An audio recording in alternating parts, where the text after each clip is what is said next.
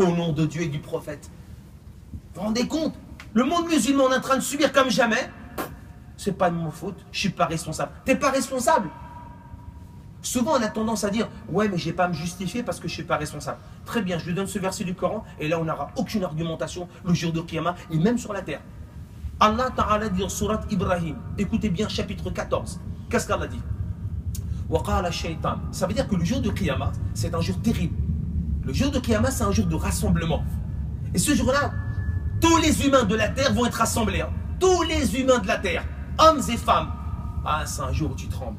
Pourquoi? Parce qu'il y en a qui vont être jugés, et c'est une chance d'être jugés. Il y en a qui ne seront pas jugés, ils vont direct à la casserole, ouais, direct au bouilloire. Puis il y en a qui vont être interrogés, puis il y en a, on va peser leurs œuvres. Il y a plusieurs catégories. Et il y a une balance immense que Dieu va poser. Et vous savez ce qui va se passer?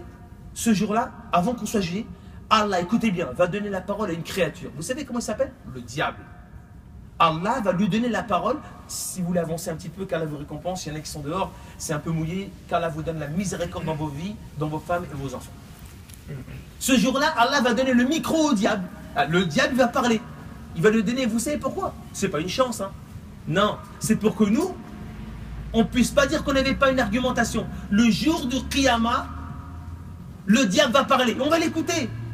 Toi, tu ne veux pas l'écouter, le diable sur la terre. Tu n'as pas envie de l'écouter. Qu'est-ce que tu dis? A'udhu billah. Le diable va parler. L'âme, l'ordre est arrivé. Tout le monde va ouvrir nos oreilles, les femmes et les hommes, depuis Adam. Et qu'est-ce qui va se passer? Regardez bien. Le diable, il va parler. Allah vous a fait une promesse véridique, qu'il a tenue. Et moi, le diable, j'ai fait des promesses que je n'ai jamais tenues. Jamais. Vous savez ce que ça veut dire? Je vous ai prêché, je vous ai appelé, je vous ai dragué. Ouais, bien sûr. Tout. J'ai fait tout ce qu'il fallait pour vous amener vers mes projets, vers mes objectifs. Vous avez répondu. Vous êtes tombé dans le piège. On va écouter le diable comme ça. Mince alors. Et vous savez ce qu'il dit? Maintenant, vous vous plaignez à vous-même. Ne vous plaignez pas auprès de moi. À vous vos comptes, à moi les miens. Qu'est-ce que tu vas dire le jour de Qiyamah? Tu vas dire Allah c'est à cause du diable? Tu ne peux pas dire c'est à cause du diable. Puisque le diable va dire moi, sultan, dans le verset, j'avais pas de pouvoir sur vous, j'avais pas de sultan. Seulement da'awtukum, je vous ai appelé, je vous ai dragué, je vous ai invité et vous êtes tombé dans le piège. Alors on ne pourra pas dire devant Allah je ne suis pas responsable. Tu es responsable. Parce que lui, il va dire moi, j'ai fait mon effort et vous, vous n'avez rien fait. Alors ça fait 2 ans qu'on subit, qu'est-ce qu'on va faire? On va attendre combien de temps comme ça pour que les musulmans soient salis, humiliés, au lieu de se défendre? Parce qu'il faut faire montrer que notre religion, c'est pas ça. Et voici l'histoire. Cette histoire, elle est dans l'authentique de l'imam Ibn Hibban, au tome 1, au hadith 521. Elle est narrée par Abdullah ibn Salama. Abdullah ibn Salama, c'est un homme juif, talmudiste, c'est un homme qui connaît la Torah, il va se convertir, même pas à Médine. Vous savez où? Quand le prophète il va rentrer à Médine, sur le chemin de 3 km entre Quba et Médine, les gens de Médine ne vont pas supporter les Yatrib, alors c'est tellement il fait chaud, ils vont rentrer, et lui il va voir cet homme arriver avec la caravane. Et c'est le premier qui va voir le prophète, il va les prévenir. Et le prophète il va lui donner un beau hadith que lui il va être authentifié chez l'imam al-Bukhari. Qu'est-ce qu'il va lui dire? Il va dire Afshu salam wa ut'imu ta'am wa sallu an-nas an-niyam tadkhulu al-jannah bi salam. Il est rapporté par un juif qui va se convertir à l'islam. Très bien. Abdullah ibn Salam raconte ce hadith. Il dit, écoutez bien, qu'une fois à Médine, un homme qui s'appelle Zayd ibn Sana. Zayd ibn Sana, écoutez bien, c'est un type qui connaît la Torah par cœur. C'est un talmudiste. Il donne des cours de Torah et de Talmud à Beit al-Midras à Médine. Vous devez savoir que la mosquée n'est pas encore construite. Hein. Il faut 7 mois pour la construire. Hein. Il enseigne le Talmud. Très bien. Et entre parenthèses, pour histoire, Médine est majoritairement juif. Très bien. Regardez la scène qui va se passer. Ali, radiyallahu anhu, il sort et il est avec son gendre. Ali et le prophète sortent dehors. Qu'est-ce qui se passe? Un bédouin, un jeune bédouin, c'est-à-dire qu'il habite à la campagne, on peut appeler un campagnard aujourd'hui, un jeune campagnard, il arrive voir le prophète sur sa monture, hein, il ne descend pas de sa monture. Hein. Il dit au messager de Dieu, je me suis converti par ta cause. Parce que on m'a toujours dit que tu étais un homme généreux. Et moi j'ai appelé mon peuple, mon village. Ils se sont convertis à l'islam. Vous savez pourquoi? Le prophète dit, je ne sais pas. Parce que je leur ai promis que s'ils se convertissaient, tu leur donnerais. Parce que tu es un homme qui donne sans compter. C'est vrai, tu as dit la vérité. Au messager de Dieu, c'est la disette. Et j'ai peur que si j'ai rien à ramener, j'ai peur qu'ils quittent l'islam comme ils sont rentrés. Le prophète, il va regarder Ali. Ali, il va lever les mains en l'air. Vous savez, comme quelqu'un qui est... Il va dire, ô messager de Dieu, il ne me reste plus rien, c'est fini. J'ai tout mangé de l'aumône. Et le prophète, il n'a rien. Le messager de Dieu, la star des NBA, il n'a rien. Et vous savez ce qui va se passer? Ben lui, Ali, il n'a rien. À ce moment-là, vous savez ce qui se passe? Il y a un homme, Zayd ibn Sana, le juif. Un homme qui est riche aux as. Le prophète, il l'appelle. Il y a deux versions, je lui donne la version la plus simple. Et le prophète lui dit, écoute, Zayd ibn Sana, tu sais, ce type-là, c'est un jeune musulman. Il a prêché son peuple à Allah, ils se sont convertis à l'islam. Il leur a promis que s'il leur donnait quelque chose, ils allaient rester musulmans. J'ai rien à leur donner. Est-ce que c'est possible que tu leur donnes quelque chose? Je te rembourse dans un mois. C'est trop fort. Le juif, il a dit quoi? Mais ça va pas? Crever? Non, jamais. Jamais. Mais bien sûr, Mohamed, tiens, 80 pièces d'or. Trop fort. Hein. Trop fort, ce juif. 80... Il n'est pas musulman. Hein. 80 pièces d'or, tu me les rends dans un mois, il n'y a pas de problème. Il lui donne aux jeunes, il est content, tout le monde est content, le village reste musulman. Un mois, moins 3 jours. Jour J, moins 3. Le prophète, il sort de Baqi, du cimetière de Baqi, à côté de Médine. Il y a Abu Bakr et Omar. C'est pas n'importe qui. Il y a Omar, attention, il ne faut pas s'approcher d'Omar. Et il y a Abu Bakr. Ils sortent, ils sont fatigués, exténués, et ils s'assoient à côté d'un mur. Arrive Zayd ibn Sana. Il prend le col du prophète alayhi salatu salam et lui dit, vous les Abd al-Muttalib, vous termoyez dans vos engagements. Du style, vous ne tenez pas vos paroles. Omar ibn Khattab, ses yeux tournent dans ses orbites et dit, ô messager de Dieu, permets-moi de sortir mon sabre de mon fourreau. Permets-moi. Et le prophète alayhi salatu salam va regarder Omar ibn Khattab, il va lui dire, Omar, t'as pas une autre idée à me proposer comment puis-je rembourser mes dettes? Ou t'as pas une idée à lui proposer à lui comment demander son dû? Avec gentillesse et avec sourire. Il ne va pas dire Omar, ça va pas, non? Ou alors vas-y Omar, fais-lui la peau. Ni l'un, ni l'autre. Hein? Ni il s'énerve contre Omar, ni il s'énerve contre ces juifs, ni il s'emporte calme, zen, tranquille, il donne des conseils. Et ça donne quoi en 2017? Quelqu'un prend le col. C'est même pas la peine de, c'est pas la peine de commenter. Mon honneur, mon honneur, mon honneur, mon honneur. Le prophète alayhi salatu, il est venu pour sauver les gens. Il n'est pas venu pour les enfoncer. Nous, pour moins que ça aujourd'hui, pour moins que ça, on détruit un musulman. Regardez bien. Le prophète, il est observé par Omar et Abu Bakr. Qu'est-ce qui va se passer? Regardez bien. Le prophète, alayhi salatu salam, va dire à Omar, va au trésor public. Écoutez bien. Donne-lui les 80 pièces d'or et tu lui donnes 20 ça. Ça veut dire 20 mesures parce que tu l'as terrorisé. Espèce de terroriste. Eh oui. Tu l'as terrorisé, tu l'as fait peur. Rajoute 20 mesures parce que tu l'as fait peur. Il ne comprend pas, mais il se fait éduquer par le maître et le coach. Et Zayd ibn Sana, il observe le prophète. C'est bien, il part. Zayd, il marche avec Omar al-Khattab. Omar dit, mais quand même, tu n'avais pas été un peu fort en prenant le col du prophète? Mais Omar, tu ne me connais pas. Je suis savant, je connais la Torah par cœur. Et j'ai lu vos versets du Coran.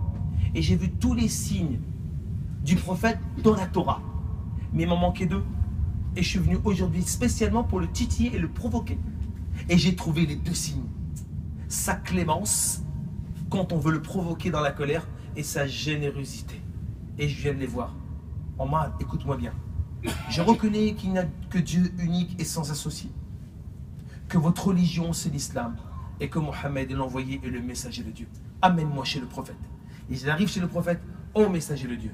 Je témoigne qu'il n'y a de Dieu qu'Allah et toi, tu es le messager de Dieu. Reprends tes 80 pièces d'or et la moitié de la richesse de Médine, parce que je suis un des riches de Kaynika, le plus grand marché Rungis de Médine. Tout ça, c'est pour la communauté musulmane.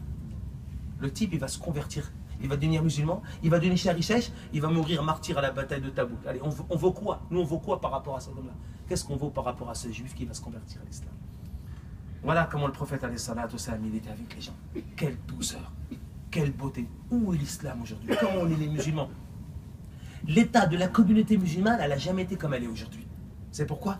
Parce qu'aujourd'hui, notre souci c'est quoi? Métro, boulot, dodo, il me faut de l'argent.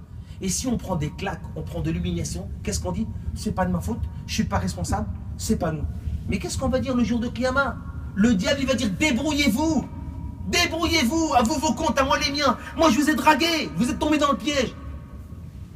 Donc c'est pour ça mes frères, je pense qu'à partir de 2017, Il est temps que chaque musulman, il lève ses manches et il s'engage. Dieu merci à Massy, on a ouvert une association il y a 2 mois qui s'appelle LCR, lutte contre la radicalisation. Et dans toutes les villes, et tous les imams, et toutes les mosquées, et tous les directeurs de mosquées doivent faire ça. Parce qu'on a perdu trop de musulmans. Et en plus, l'islam, elle est salie du matin au soir. Moi, j'ai des gens qui ne sont pas musulmans, qui sont venus me voir. Ils m'ont dit, monsieur, voilà, on est une association, on lutte contre la radicalisation. Il n'y a aucun musulman dans la sauce. On voudrait que vous veniez avec nous dans les écoles pour parler aux jeunes et pour leur expliquer c'est quoi l'islam, c'est quoi les musulmans, et est-ce que les musulmans et les juifs ont vécu ensemble. Vous vous rendez compte? Ils viennent nous appeler, nous demander de l'aide. Ah, je pense qu'il est temps de se réveiller. Subhanakallah bihamdik, nashhadu an la ilaha illa anta nastaghfiruka wa natubu ilayk.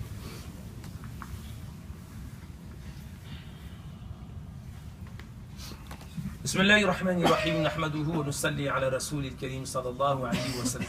Écoutez ce que Allah dit encore. Rabbana absarna wa sami'na farji'na na'mal salihan inna muqinun. C'est clair. Il n'y a pas d'échappatoire. Qu'est-ce qu'on va dire? Au pluriel, Rabbana, notre Seigneur, ramène-nous. On a vu, c'est pas possible. C'est pas possible, ça va être comme ça. On a entendu, c'est catastrophique. Ramène-nous. Na'mal salihan inna muqinun. Ramène-nous parce que maintenant on va travailler, parce qu'on a l'yaqin. Ah, tu l'as l'yaqin là-haut. Tu ne l'avais pas sur la terre. Tu n'avais pas la certitude sur la terre. Tu n'avais pas la certitude. Là où tu as la certitude, c'est facile. Donc c'est pour ça, mes chers frères. Regardez, je vais vous donner quelques exemples, parce que j'ai parlé de ce qui s'est passé il y a 14 siècles. Mais est-ce que c'est possible que les musulmans et les juifs vivent ensemble?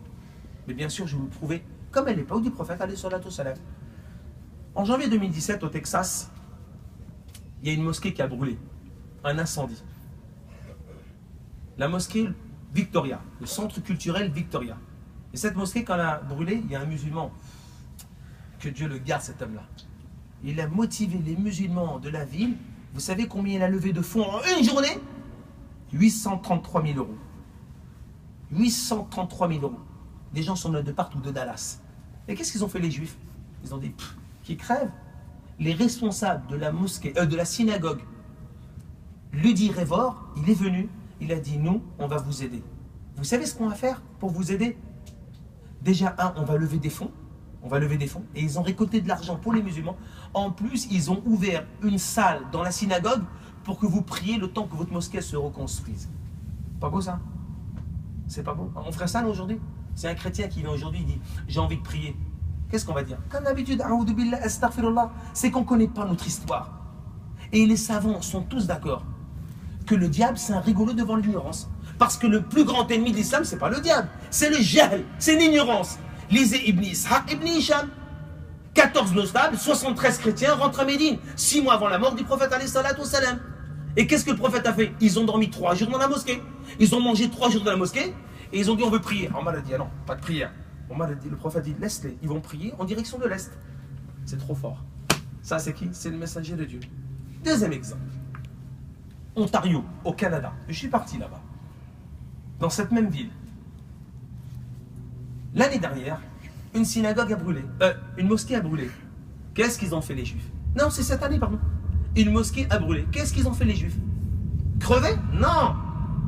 Ils sont venus, ils sont partis voir le responsable de la mosquée et ils ont dit notre synagogue, vous savez ce qu'on va faire? On la coupe en deux. On va retirer tout ce qui vous gêne, et vous prierez le temps que vous construisez votre mosquée. Vous savez ce qu'ils ont fait pour les accueillir le jour J? C'est trop fort. Tous les enfants juifs, ils ont fait des dessins. Et qu'est-ce qu'ils ont marqué?